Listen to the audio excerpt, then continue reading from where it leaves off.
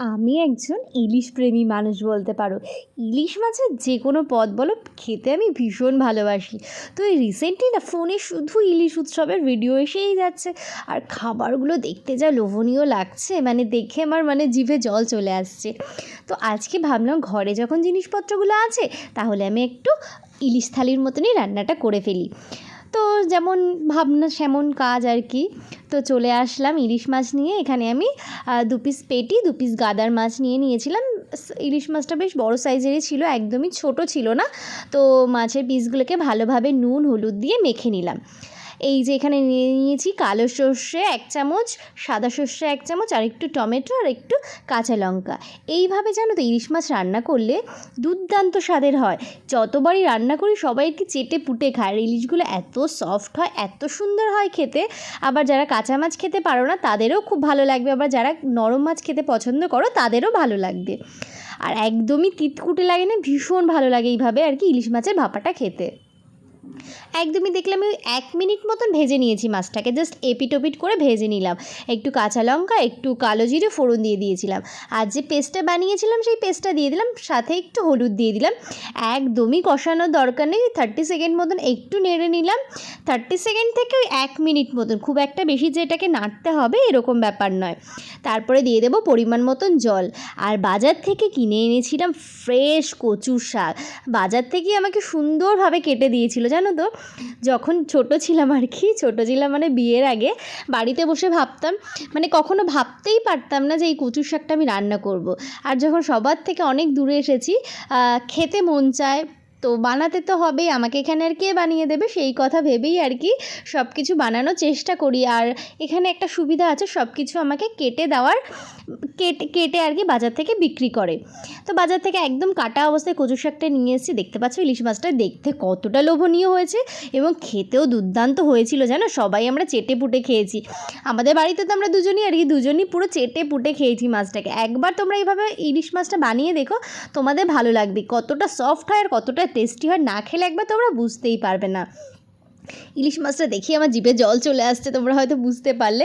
এদিকে আমি জল ফুটতে দিয়েছি, দেখো কী সুন্দর করে কচুর শাকগুলো আর কি কেটে দিয়েছে দোকান থেকে। তো এত সুন্দর করে কেটে দেয় বলে আমার আর কি খাওয়াটা হয়। তো ভালোভাবে এটাকে ধুয়ে সেদ্ধ করতে বসিয়ে দিয়েছিলাম। দেখেছো কতটা একদম নরম হয়ে গেছে, আর অনেকটা কমেও এসেছে। খুব সুন্দর করে কেটে দিয়েছিল, ছোটো ছোটো কচুও কেটে দিয়েছিল এর মধ্যে। ব্যাস এটাকে সেদ্ধ হয়ে গেছে। সামান্য একটু কচু দিলে না এটা খেতে অনেক ভালো লাগে, যে একটা আঠালো ভাব চলে আসে, ওটা অনেক টেস্টি হয় খেতে। ইলিশ মাছের মাথাটা দিয়ে দিলাম। ইলিশ মাছের মাথা দিয়ে কচু শাক কে না খেতে ভালোবাসে বলো, কিন্তু কখনো ভাবিনি রান্না করতে পারবো। তো সাহস করে রান্না করতে শুরু করে দিয়েছিলাম, এবং খেতেও দুর্দান্ত হয়েছিল। তো ইলিশ মাছের মাথাটাকে আমি ভালোভাবে ভেজে নিলাম। তেলের মধ্যে দিয়ে দেবো একটু কালো জিরে ফোড়ন, আর দিয়ে দেবো একটু রসুন। এই ইলিশের সঙ্গে কিন্তু কালো জিরের একটা খুব ভালো বন্ধুত্ব আছে, আমার কিন্তু সেটাই মনে হয়। তারপরে রসুনগুলো দিয়ে একটু ভেজে নিলাম, আর দিয়ে দেবো 2-3টে শুকনো লঙ্কা, কিছুটা পরিমাণে কাঁচা লঙ্কা।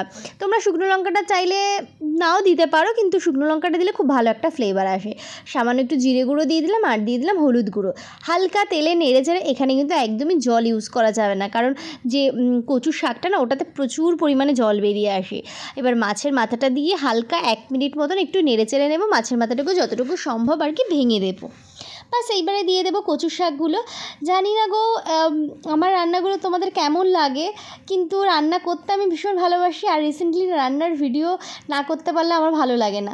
আমি খুব ফেড আপ হয়ে যাচ্ছিলাম কদিন ধরে, যে রান্নার ভিডিও করছি, ভিউজ হচ্ছে না, কারোর হয়তো দেখতে ভালো লাগছে না, কিন্তু আমি পারলাম না জানো তো না করে থাকতে। সেই যেন আমার ঘুরে ফিরে মনে হলো রান্নার ভিডিওটা না করলে হয়তো আমি মনে হয় নিজে ভালো থাকতেই পারবো না।